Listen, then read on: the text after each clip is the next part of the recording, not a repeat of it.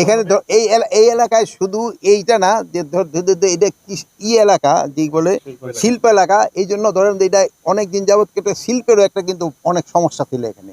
Garments নিয়ে কিন্তু অনেক বড় একটা সমস্যা কিন্তু আমরা ফেস করছি।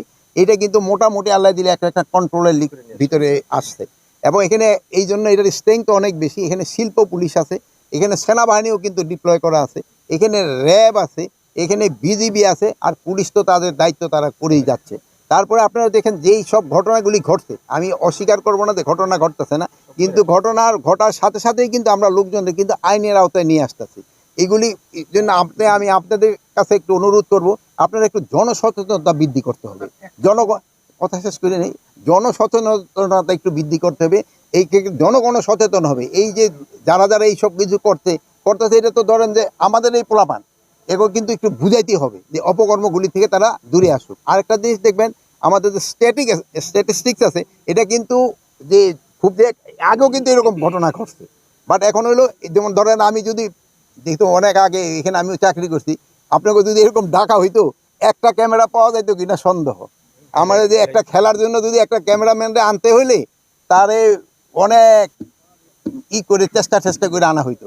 বাট এখন যেহেতু মিডিয়ার যুগে একটা জিনিস খুব তাড়াতাড়ি সবাই জানতে পারে, এটা কিন্তু সবাই উপকার হচ্ছে, আমাদের উপকার হচ্ছে, আমরাও কিন্তু সাথে সাথে কিন্তু এই লোকগুলি নিয়ে আসতে পারি। যে আমাদের আইন শৃঙ্খলা বাহিনী সাধারণত আপনারা জানেন শেষ রাত্রের দিকেই কিন্তু ইগুলি বেশি হয়, ছিনতাইগুলি বেশি হয়। যেন আইন শৃঙ্খলা বাহিনীগুলি তাদের দায়িত্বটা ঠিকমতো পালন করতেছে কিনা এটা দেখার জন্য আসছিলাম। তা আমি দেখছি মোটামুটি তারা ভালোভাবেই দায়িত্ব পালন করতেছে। মানে তাদের কন্ট্রিবিউশন আমি বলতে দেশের জন্য সবচেয়ে বেশি কিন্তু আমাদের কৃষকের। তা আমরা কৃষকের জন্য আজকে কথা বলতে চাচ্ছি।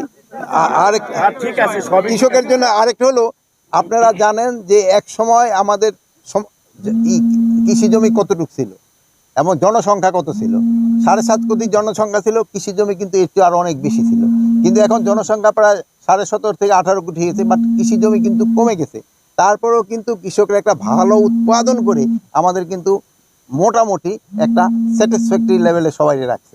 কৃষক তার ফসলের জন্য ন্যায্য মূল্যটা পায়, এটার জন্য সে ন্যায্য মূল্যটা পাবে। যেহেতু ওই সময় সবজি অনেক সময় খুব বেশি হয়ে যায়, সেই সময় জিনিস দাম কমে যায়। যেমন এবার দেখছেন আপনি ফুলকপি 5 টাকার চলে আসছিল, কেউ বলছে যে 2 টাকা চলে আসে।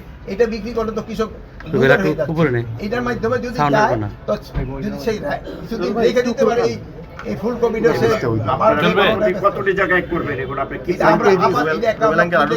আপাতত আমরা 100 জায়গায় করব। আরেকটা জমি ধ্বংস করে আমরা দেখছি এদিকে জলাশয় ভরাট করে করা হচ্ছে, জমি ধ্বংস করে ইট ফাটায় মাটি চলে যাচ্ছে। হাউজিং কোম্পানি আবার আশুলিয়া ধামরাইতে সবচেয়ে বেশি পরিলক্ষিত হচ্ছে, এবং হাউজিং কোম্পানিও এর জন্য দায়ী। এই বিষয়টা একটা সবচেয়ে আমার মন মতো একটা প্রশ্ন করছে। এই জন্য এই কৃষি জমি কিন্তু নষ্ট হয়ে যাচ্ছে। এই জন্য আমরা কৃষি সুরক্ষা আইন, কৃষি জমি সুরক্ষা আইন আমরা একটা করতে যাচ্ছি। এই আরেকটা সবচেয়ে ভালো কথা বলছেন যে এই যে ইটের ভাটা করে আমাদের ক্রপ সয়েলটা কিন্তু একেবারে নিয়ে নষ্ট করে দিতেছে। এটা শুধু এখানে না, এই সাতকানিয়া এলাকা আরো বেশি, এইগুলি কিন্তু আরো বেশি হচ্ছে।